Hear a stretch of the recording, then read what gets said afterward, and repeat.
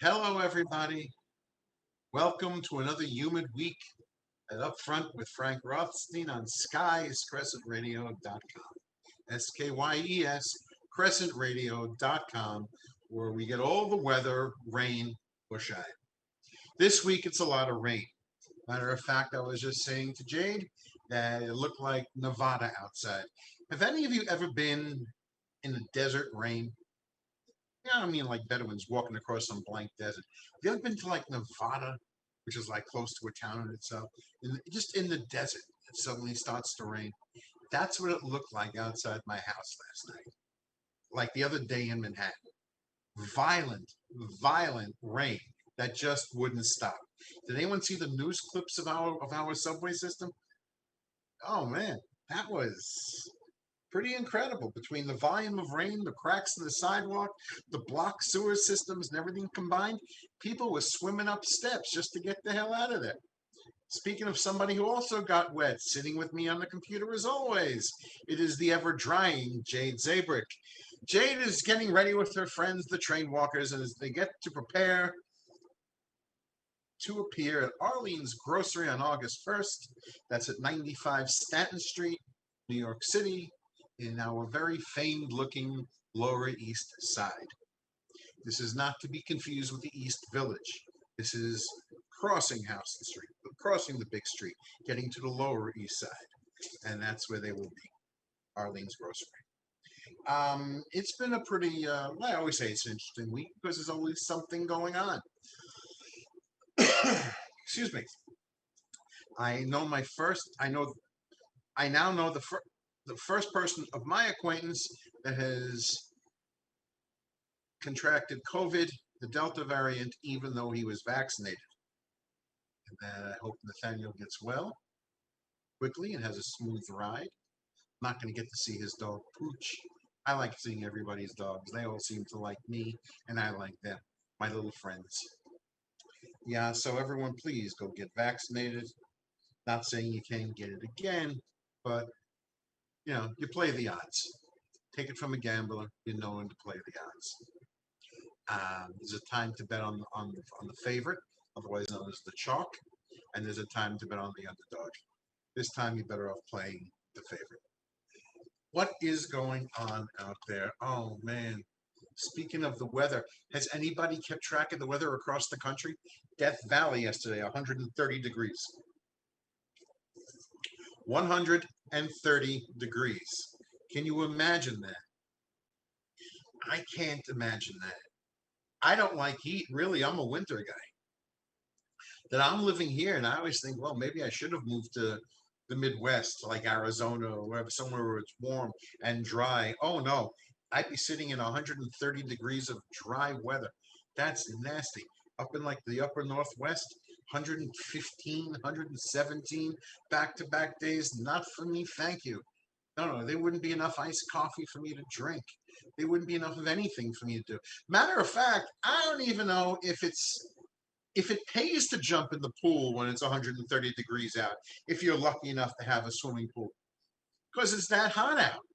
I mean, I guess, the water's hot anyway. And no, it's just hot. I wouldn't want to do that. No, no, no, no. That's the type of weather you just want to like sit in the shower and read a magazine in the water. It's just this, ugh. And here today in Manhattan, what is it, like 83, 85 degrees? It's not that hot. Here, it's just humid. We're waiting on more rain every night of it. I'm looking for, is there like a perfect weather spot anywhere in the world that has like minimal of everything and well, a nice balance of it all? Because that's where I want to go. But, you know, that's why I dream. Some people dream of wealth. I dream of good weather. What have we been talking about here as of late? The hero, let's get to the hero of the week. I got this yesterday. Again, I go to the New York Post because the New York Post, besides printing out well at home for me on my own printer, does cover pretty much everybody's news outlet. If there's a story to be had, they find it. And it turns out that The headline reads, Hero Hotel Maid Prevents Vegas-Style Massacre at All-Star Game. So we know the All-Star Game is tomorrow night. Tonight is the Home Run Derby. Tomorrow is the All-Star Game. And it says that a hotel maid is being hailed for her role in preventing what police feared could have been a Las Vegas style shooting. You remember a few years ago, the guy was shooting everybody from his hotel window at the concert that was being played, I think across the street. And it turns out that at one of the hotels in Denver, outside of Mile a housekeeper went into a room, I guess, to do her job. And she then called the police, says tipped off cops, but called the police because she had found more than a dozen weapons and 1,000 rounds of ammunition at the hotel near Coors Field last Friday, the other day. It's at the Maven Hotel, 2 blocks from the Mile High Ballpark that is hosting, they said, the All-Star Game. So the police come and they remove 16 long guns, body armor, ammo in the room, which had the balcony overlooking the Denver's downtown. Okay, so it's looking over the town. That's good. Hey, somebody's riding pretty good out there. And they got 3 men and a woman who were arrested and charged with weapons possession in connection with the cash. 3 of the suspects were previous offenders, and 3 of them were charged with the intent to distribute drugs. Okay. Well, I guess fortunately, they only got to be charged with weapons possession. It could have been looking to me like it was going to be a lot worse. Let's see. One of the suspects was a recent divorcee. Had posted a cryptic Facebook message saying he would go out in a big way. That sounds like whoever this person was prepared to not be taken alive, open fire in the public, and wait to be gunned down. That's what that sounds like to me. And fortunately, the staff of the hotel prevented. And I think that's great. And I don't see the name of the maid. Good. Protect her identity just in case. And that is what happened in the first story of the week. I don't know if anyone's really paying attention to the amount of violence on airlines. It seems that since lockdown and didn't people flying again, everybody's violent on a plane. I don't know why. Iced coffee. I don't know why, but I was watching a video where it shows a woman who was duct taped to her seat because she was trying to open the airplane door. That's what it was. Now, I mean, the paper's giving you the cute little catch line. Now that's a sticky situation, but it is a sticky situation. It says an apparently unhinged woman was duct taped to an airline seat last week after she allegedly attacked the flight crew and tried to open the door of the aircraft in mid-flight. So whatever altitude they were at, this was not going to go well.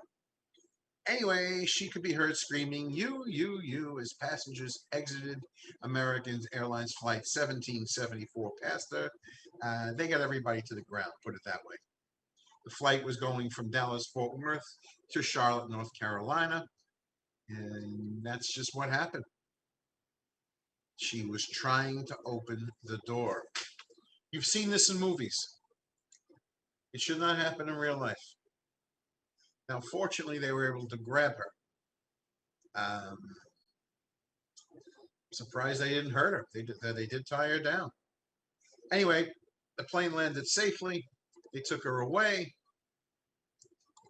So and so and so. But yeah, if they taped her to her seat. Let's see. Who's being offended this week? There's always somebody being offended.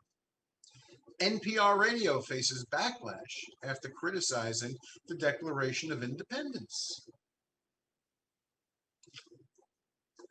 NPR is facing a wave of backlash after criticizing the Declaration of Independence on the 4th of July, saying the document has flaws and deeply ingrained hypocrisies, adding that adding in the context of current racial conversations in America, the words in the document land differently. Well, let's keep going for a minute. Let's keep going. It says a taxpayer-funded outlet, which did not immediately respond to the post request for comment, publishes and reads one of the nation's founding documents every Independence Day weekend. Okay, but things changed a lot from last 4th of July to this 4th of July, just in general.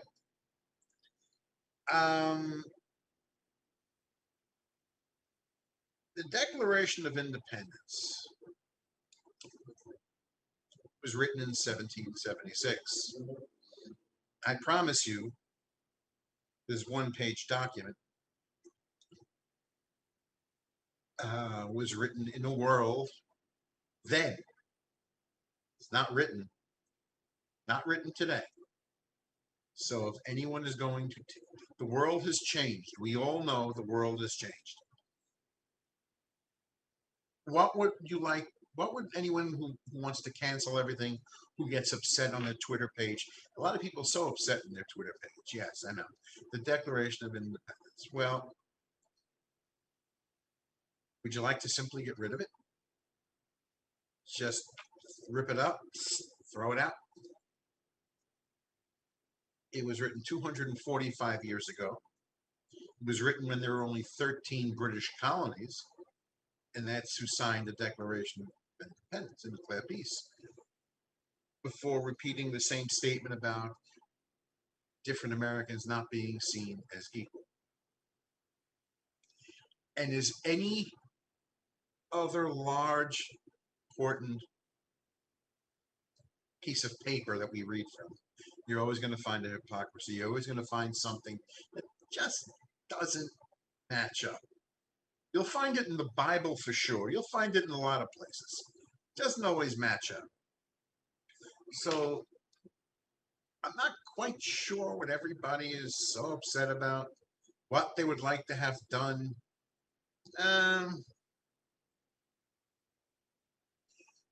One of these out. Well, they tell me Congress edited Thomas Jefferson's document to remove criticism of slavery. Additionally, the outlet noted a racial slur about Native Americans, stating, all right, so they went sentence by sentence. Got it. Okay.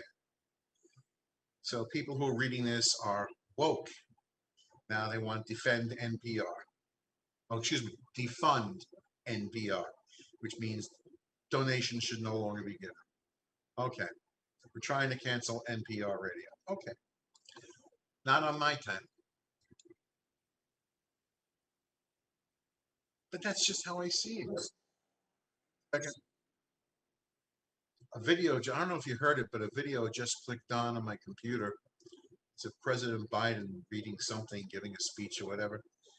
I don't know. Not everybody gives a good speech. You don't have to like the presidents you see that are elected.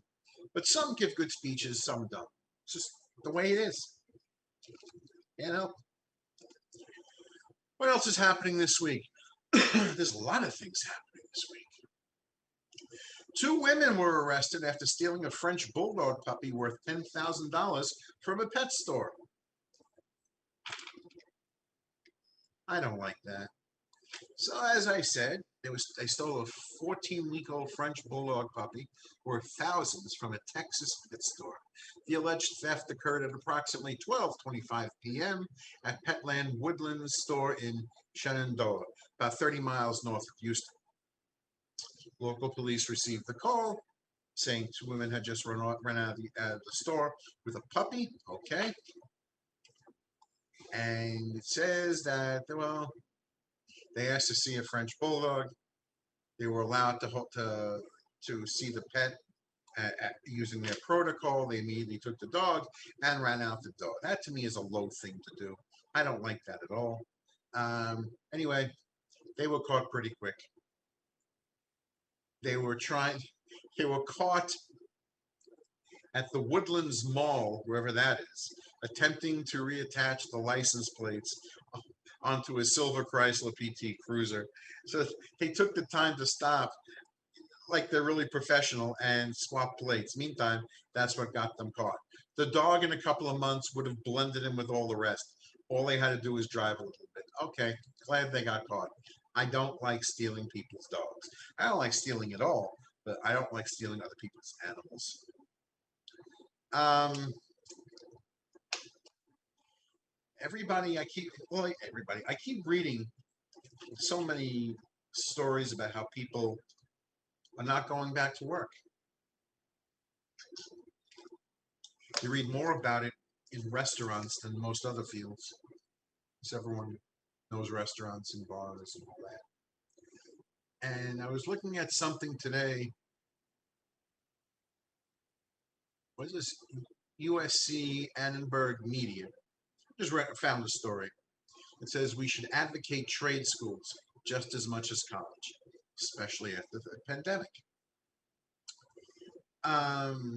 And it's pretty much they want to talk about what they say the false negative stigma around trade schools.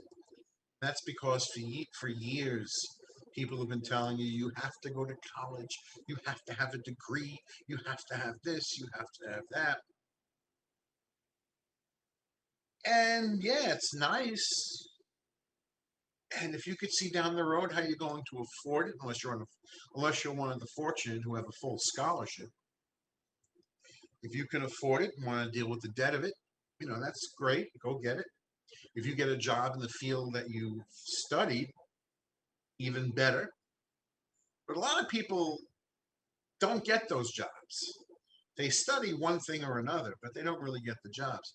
And there's nothing wrong with trade, especially if you're good at it to begin with. Why not? Go make money with what you're good at. There are plenty of people now, plenty of places that need electricians and plumbers and steam fitters and pipe fitters and heavy equipment operators and so on and so on and so on. Matter of fact, right now, there are so many companies that need truck drivers. They're just not out there. I was talking to a guy I know who works for UPS. There's not enough drivers. The pharmacy I deal with, they can't get a lot of deliveries because their distributors don't have the drivers. I can tell you that almost every union, every big company has a truck. Go drive it. But there's nothing wrong with doing it as a trade as opposed to, I don't know, computer, whatever it is you're trying to get, where people get replaced very fast because new technology and someone comes out cheaper in a couple of years and you can get different people to do the job. But there is nothing wrong with using your hands for a living. There's nothing wrong with getting dirty for a living. Matter of fact, if you remember the show Dirty Jobs, I talk about this all the time. Mike Rowe had the show where he is the apprentice for everybody, and he was doing the jobs that people don't think about, but they need to get done. And I was watching him make marbles. He was making glass product, and I don't mean like painting glass.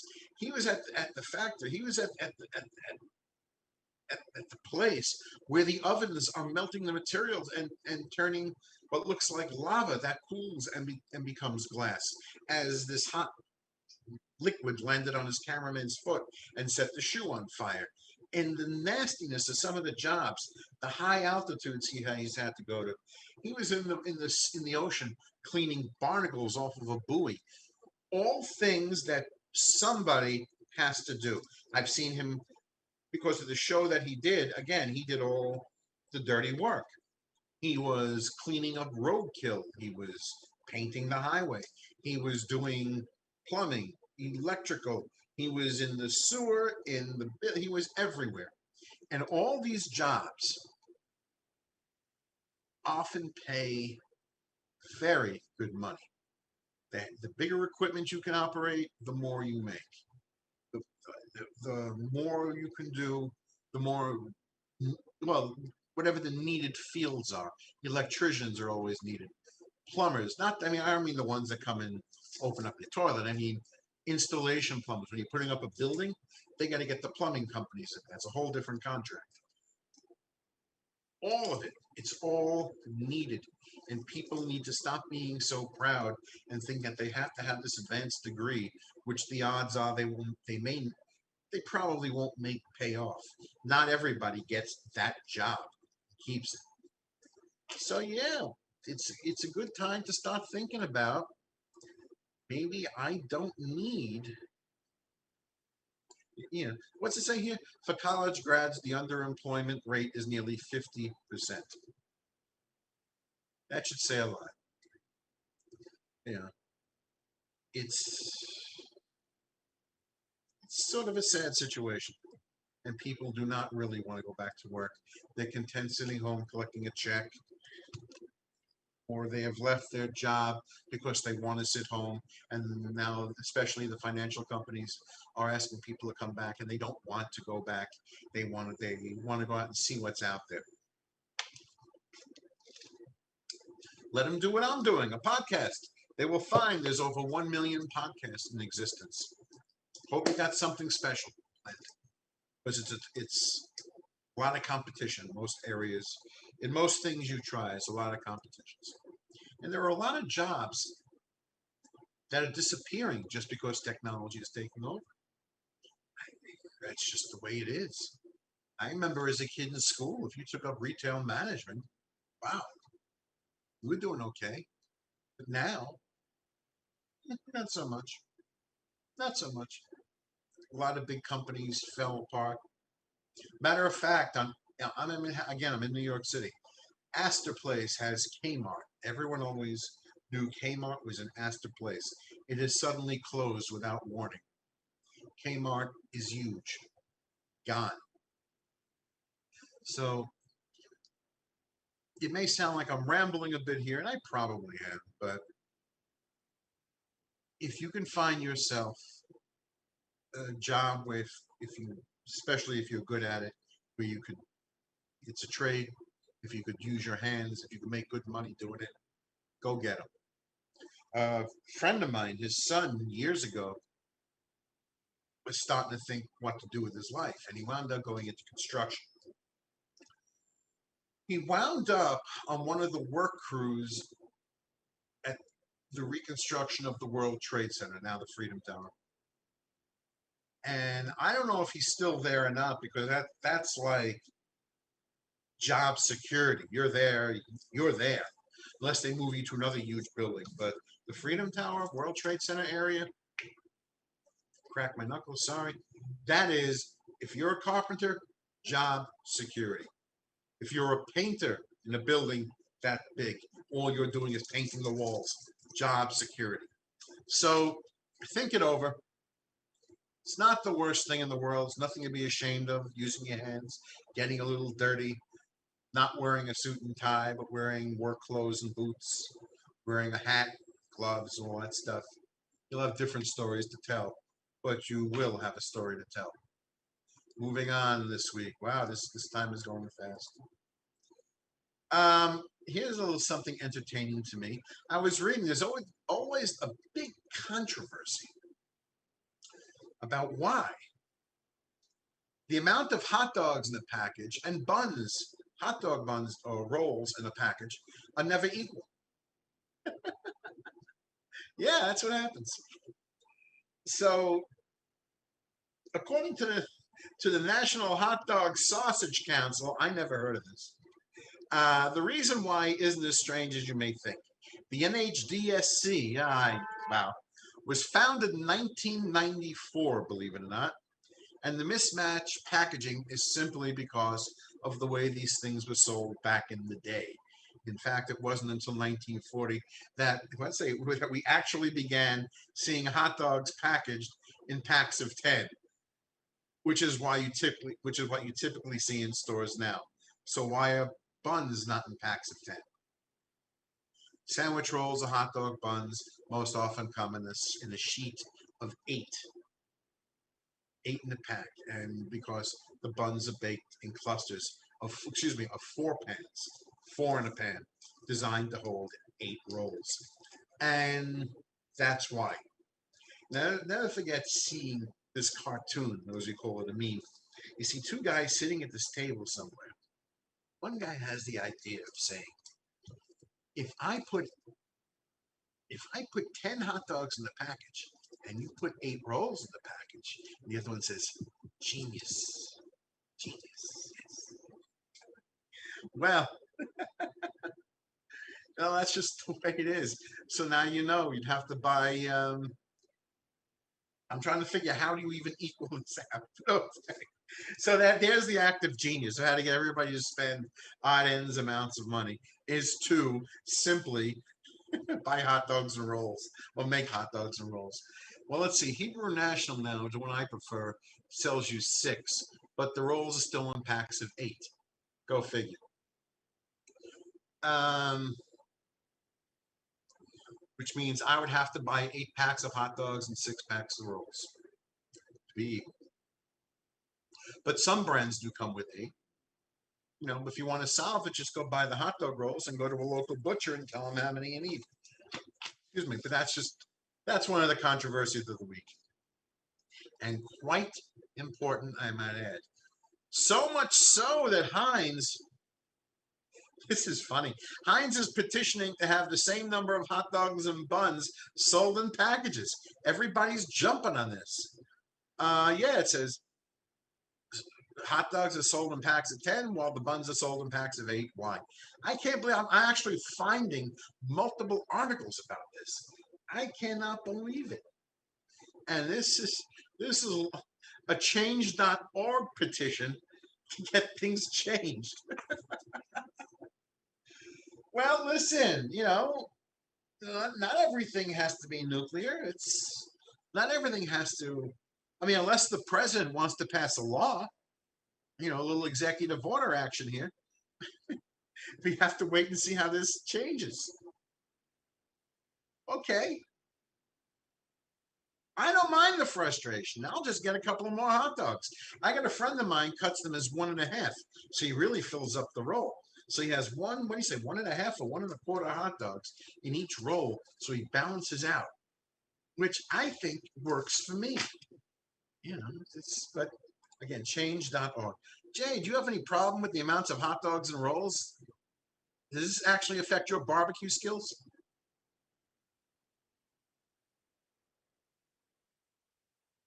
If you get the whatever some particular brand.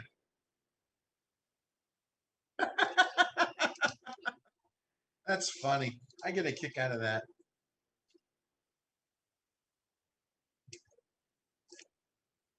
The dog has to have one.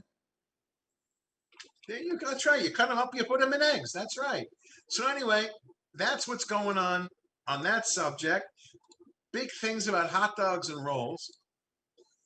Then, well, I forgot to mention last week for the 4th of July, Nathan's eating hot dog eating contest.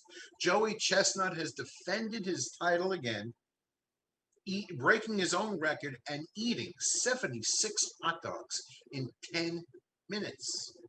76 hot dogs. But this week, I was just reading, I got this, of course, out of the Post. Where else would I find this? In a Michigan bar, a woman eats 50 chili dogs in 22 minutes. And I'm trying to figure out, I'm looking at her. Well, I don't know how she did it, but it looks like she's reading something and just kept going. It says a competitive eater wolfed down 50 chili dogs in 22 minutes, setting a local record at a bar in a Western Michigan town in Western Michigan, where thousands of customers have their names on the wall for eating just a fraction. Molly Schuyler, Molly Schuyler showed up and just started eating at the corner bar in Rockford while other customers watched with their own meals. After 19 minutes, she had eaten 44 dogs, brought her out 6 more. In 22 minutes, she had 50 down. Wow. They're adding her name to the wall. What does it say? Actually had 44 in 19 minutes. Yeah, that's what it says.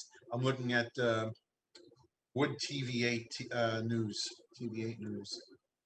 Yeah, she's sitting there with the camera on. It looks very calm, very neat. Pitcher of water. And she just enjoyed herself. Well then, congratulations, Molly. By the way, since we're talking about all this food, I'm reading a story that plant-based meat is not nutritionally the same as real meat. That came out of Fox News. It says plant-based meat alternatives may look and cook like real meat, but they don't really look like real meat. No, no, no. But scientists say that the nutritional components may not be the same. And that's from a study at Duke University, compared 36 food samples, 18 of widely known plant-based meat alternatives to 18 grass-fed ground beef options from a ranch in Idaho. For example, they measured the number of metabolites, small molecules that make up the nutrients in food. They dissected all the meat. They really went to town. They found, let's say here, alternative meat makers mimic the look, taste, and texture of meat with iron-carrying molecules from soy, among other ingredients like beets, berries, and ramp up the protein with soy, peas, and other plant-based ingredients. So they're adding stuff so you supposedly get what you need. There's additionally some alternative meat products contain vitamins such as B12 to create a similar nutritional profile. But meat is meat, people. You don't have to eat it, but meat is meat. And that is just the way it is. The study found that metabolites proved to be vital to human health and were found either exclusively or in greater amounts of beef, including creatine, asparagine, acid, what? Acerine, I can't even pronounce this, cysteamine, glucosamine, squalene, and omega-3 fatty acids. If you want to be healthy, I can't read. I don't even know what these things are. Eat meat. Or don't eat meat. One or the other. Eat tuna fish. You'll get plenty of protein. Eat a lot of things with protein.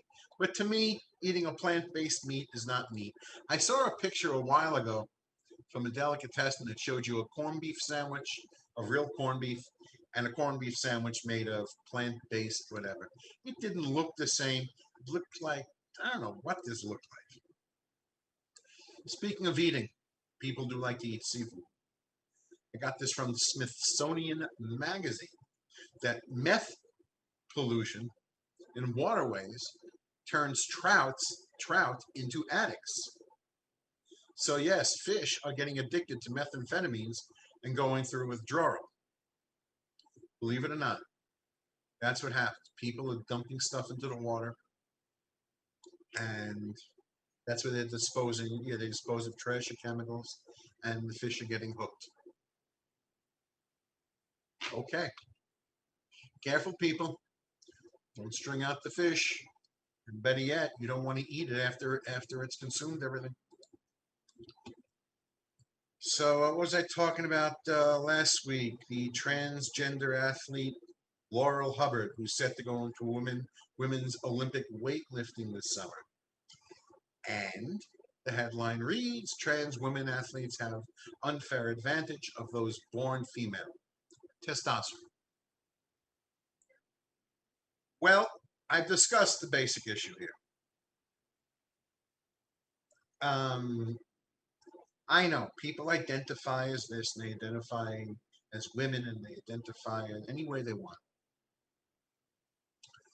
But what Laurel isn't telling you is that even if Laurel gets the testosterone levels to where she needs to have them, and apparently has done so, Laurel is only identifying as a woman over the last few years. Because in 2000, because born a male, Hubbard set the junior records competing against men in the M105 plus division in her hometown of New Zealand in 1998 before transitioning in 2013. So while the transition is over 8 years, Laurel has spent a lifetime with male strength, male body mechanics, learning everything as a male. And unless you're again, unless you're telling me that there has been transition surgery, I mean, really, surgery, excuse me, gender reassignment surgery, you got a man here lifting up these big weights and going against the women in the Olympics. It's barring injury. I don't see how Laurel Hubbard loses. Sorry, just don't see it. I want everybody to compete and do well. And I want everybody to win their gold medal. But this ain't it. Yeah. Yeah. Here, Veronica Ivy, another one. Transgender woman and competitive cyclist says there's no link between natural testosterone and sports performance. I'm not so sure of that. One thing men can do that women don't is explode for power. It's just different body design, different physical makeup. It doesn't mean we're better or worse. It just means we're bigger. All things being equal, if training is equal, if everything is equal, we're bigger, we're stronger. And in a case like this, yeah, the odds are a man is going to ride that bike faster. If he's the same level of athlete, a man is going to lift that weight heavier than a natural female would, providing as long as the training. Maybe I won't lift that weight, even though I used to lift weights. I may not lift that weight compared to a natural female weightlifter in the Olympics, but Laurel Hubbard is, and Laurel is going to win a gold medal, barring injury. And I don't want anyone to get injured. Uh, what else is going on here? Oh, a special. Here is someone I do not know, I never met, and I'm going to say rest in peace. And it comes from NPR, WNYC NPR. It says Auschwitz survivor who fought racism with music dies at 96. Why am I bringing this up? Because Esther Bejarano, a survivor of Auschwitz death camp, who used the power of music to fight anti-Semitism and racism in post-war Germany, has died at 96. She died peacefully early Sunday at a Jewish hospital in Hamburg. And yeah, she died in her sleep. She was one who played music when she was brought to Auschwitz. They were looking. She played the accordion, I believe. Yeah, the accordion. And a lot of times in the camps, they had people playing music, like it was such a nice, like you're going to a nice place. And one of her jobs was to play music. And even for the people who were arriving at the camps, she knew they were waving and applauding, getting off trains and the trucks coming to the camp, and she knew what was going to happen. But even aside from them, for the other people, it made the people in the camp, the prisoners in the camp, feel good hearing the music. And she lost her family that way, but she survived to 96. Yeah, she volunteered to become a member of the girls' orchestra, playing the accordion every time trains. Yeah, but she survived, and she used her music after she got out. When they realized that her mother was Christian, they transferred her somewhere else to another camp, and she survived. And she died at 96. And that is how you defeat the master plan. Is you survive, live a full, good life, and you die in your own time, in bed, of natural causes. And that's what she did. So rest in peace to Esther Benjarana. It is, it's getting 20 minutes too. We're flying by here. Look at us go. This is one story. Sometimes I got to break out the big bottle, people. Excuse me. This is one story I heard before, but I almost forgot that I heard it. because who thinks about it? It says the original story of Pinocchio. This is actually a 2019 story, which is why I forgot I had read it. The original story of Pinocchio is too scary for children. Well, yeah, it's already an odd tale. A man builds a puppet out of wood whose nose grows and flies. It was written by The Adventure of Pinocchio. It was written by Carlo Collodi, an Italian author who had experience translating French fairy tales into his native language. All right, and I guess he found success with Pinocchio. I didn't know the first publication was in 1881, by the way. But all right. As it turns out, it says the publication it first ran as a serial featuring regularly in the what does it say? Glornal, I can't even read this here. Glornal over a 4-month period. Finished the adventures of his magical, impetuous boy when Pinocchio is hanged for his misdeeds. That's what originally happened to Pinocchio. He was hanged. Pinocchio, remember, his nose grows. He lies. Every time he lies, his nose grows. So Pinocchio was not an angel of a child. That's the idea of it. And that's why it was too tough for children. He lied. They hung Pinocchio. We cannot have any of that. Just wanted to mention it. I forgot all about it. Okay, here we go. In what is now being known as the Hemplich maneuver, it says a man swallows a bag of pot during a traffic stop. Cop saves him from choking. This is from July 9th. He applied the Hemplich maneuver. A panicked Ohio man swallowed a bag of weed during a traffic stop, but then choked on it, and the state trooper had to save his life. So, of course, the dash cams caught it. Trooper Charles Hoskin pulling over a white sedan, approaching the driver's side window of a vehicle in Portage County. The officer can be heard asking the man, "Can you breathe?" And the shirtless suspect exits the vehicle. The two then walk to a safe area behind the car, and the trooper went to go perform the Heimlich maneuver to dislodge the bag. So he was able to breathe, I guess, a little bit because he's able to get out of the car. Yeah, but okay, he was joking. The bag flies out of his mouth. What did you swallow? Says it had a gram of weed on me, sir. So, the Hemplich maneuver. I like that. Well, so the cop caught the bad guy and is a hero in the process. Dun, dun, dun. I mentioned Death Valley. Yeah, I'm looking at this. I don't know how firefighters do this in places like this. 130 degrees in Death Valley, and the fires are breaking out. And they got to wear gear, sometimes upwards 80 pounds. Holy crap. It's getting bad out there, people.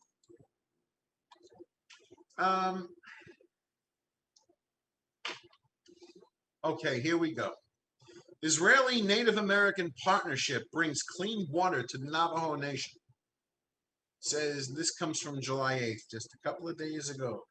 This is from the Jerusalem Post. An estimated 10,000 families across Navajo Nation lack access to running water. An Israeli company, Watergrid, aims to change this. That's what it says. Watergrid has installed a Gen M water generator at Rocky Ridge Gas and Market, located in the Hard Rock community of the Navajo Nation in Arizona, as part of a pilot project to ensure access to clean drinking water for indigenous American communities. Excuse me. The Gen M water generator's innovative technology creates high-quality drinking water from air. And it can, my computer just glitched, 1 second.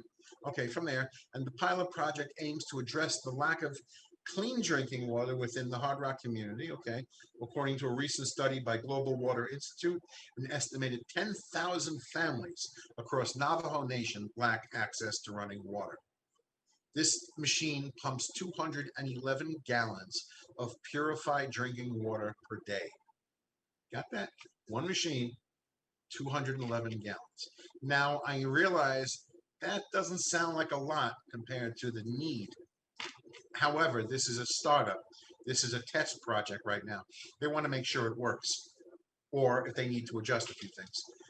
The effectiveness of the generator will be monitored at the Hard Rock community, and if it proves to be successful, Watergren will evaluate the extent to which the technology can help other communities within the Navajo Nation.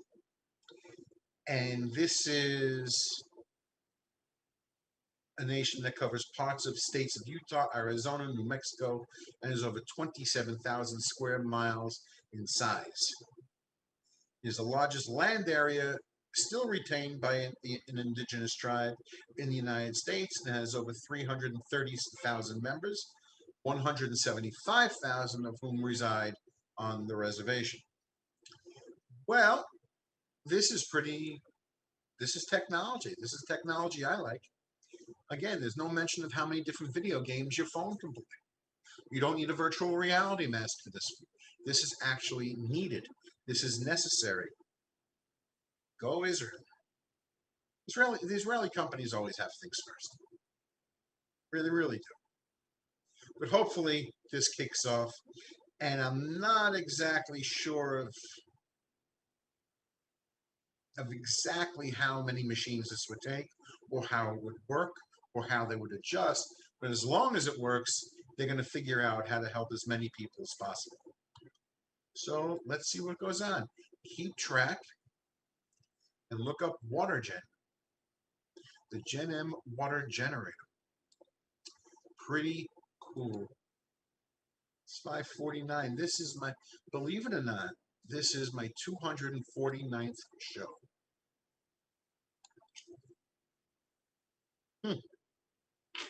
I'll have a thought of that in a minute. It's reading a story. Where is it? Where is it? Where is it? Where is it? Where is it? Oh yeah, Major League Baseball is set to draft its first Orthodox Jewish player.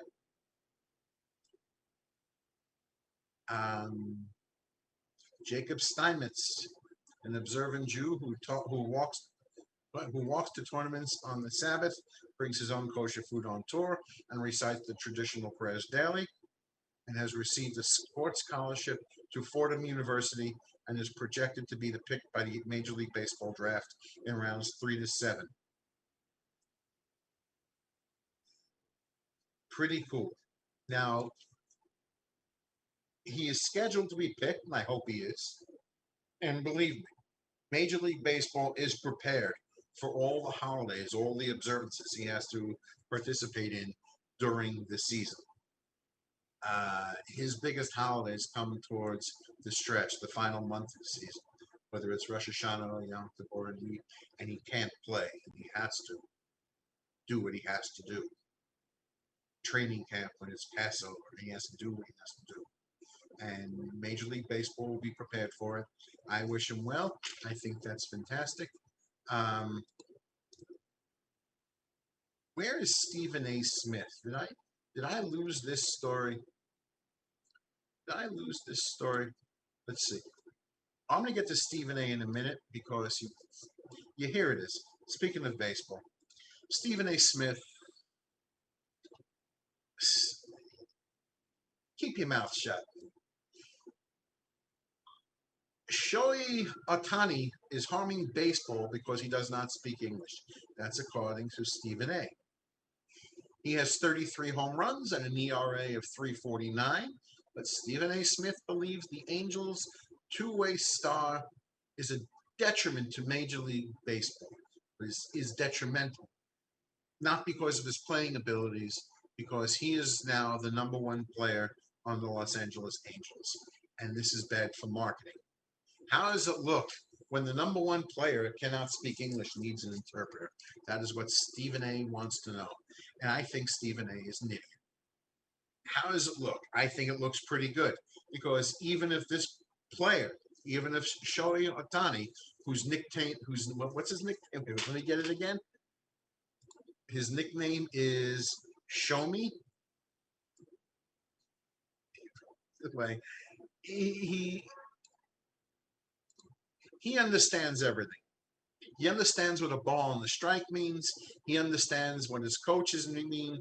He understands what it's like when the fans are cheering and when they're booing, and he knows what he knows what it means if a batter swings and a miss, and he knows his object when he's at bat and has to hit the ball, which is why a pitcher is going into the home run derby tonight. And Stephen A. Smith already trying to explain himself. Um, he says it needs to be somebody like Bryce Harper, Mike Trout. Well, if it was Bryce Harper or Mike Trout, it would be. It's not. It's Shohei Ohtani. And good for him. Good for him. Let him go. He's doing great. He worked hard to get where he is. Don't criticize. It's baseball, a game of failure. He's succeeding in a game of failure. Let him go. Be quiet. Man, this is just, people say the dumbest things. Speaking of doing the dumbest things, I'm sure by now everybody saw yesterday that Team Italy beat Team England in the Euro 2020 tournament. England, the same team that got you to the finals, had all the fans cheering going to the finals. When their players, Marcus Rashford, Jadon Sancho, and Bukayo Saka, all black, had missed a penalty kick at the end of the game, and which decided the game and the tournament for Italy. So Italy wins. With that, the fans, with the things they were shouting, everything you don't want to hear in a raceway was being shouted at these three players.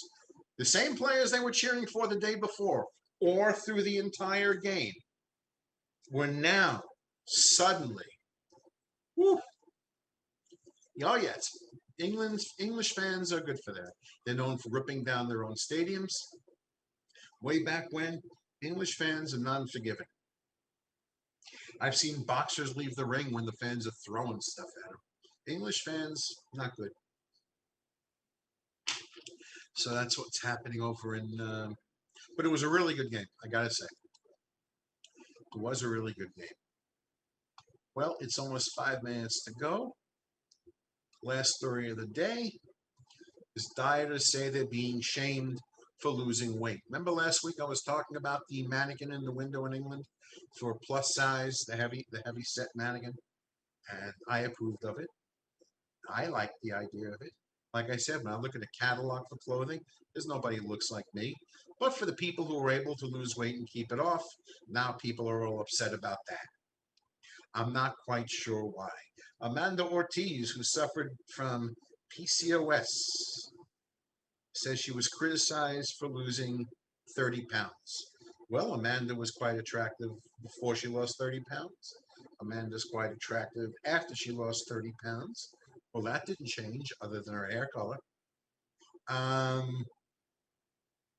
She's 5'11". She went down to,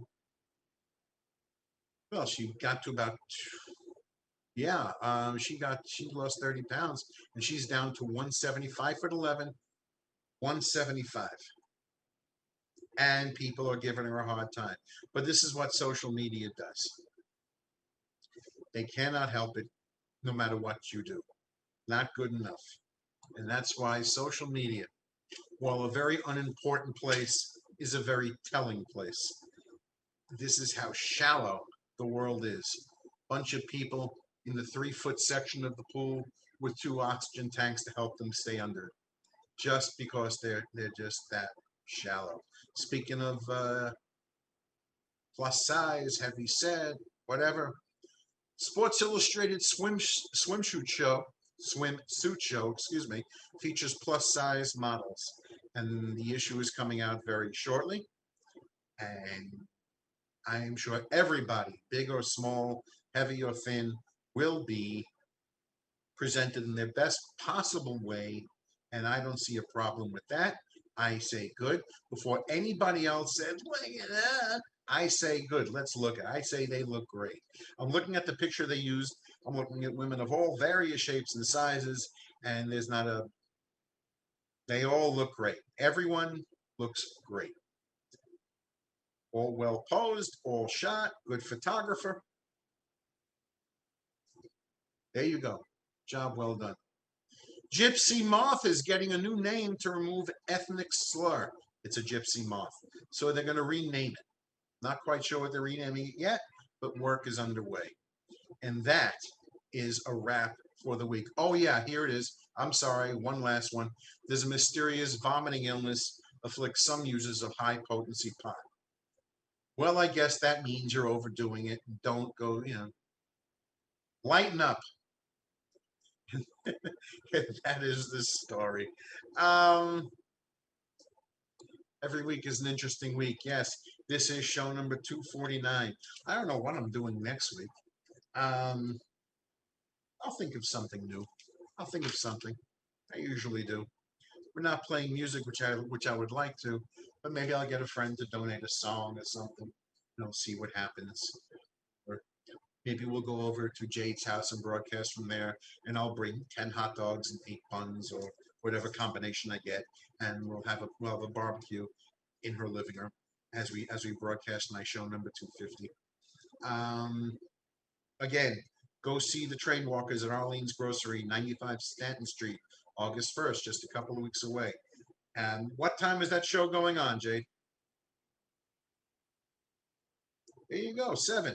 And me, I will be going over to the Bean at 54 2nd Avenue as my friends at Live Music Mondays are showing up to do whatever they do. And I will be there from 7 to 9. So if you'd like to show up and tell me how wonderful my radio show is, I'll be there listening. My show's over. Jade just dropped her hair. It was up, now it's down. The work day is done. As the old commercial saying is, it's Miller time. Everybody have a good week. I will talk to you all next time. Before I forget, feel free to write into us, me at upfrontfrank@gmail.com, or on my Facebook page, Upfront with Frank Rothstein. Find out what the Train Walkers are doing at thetrainwalkers.com. And if you'd like to try doing this on your own, please feel free to write in. Skies Crescent Radio, SKYES, Crescent Radio at gmail.com. Give it a shot. You never know. You may find some crazier stories than I do. In that case, with that said and done, everyone, have a good night. I will see you next week.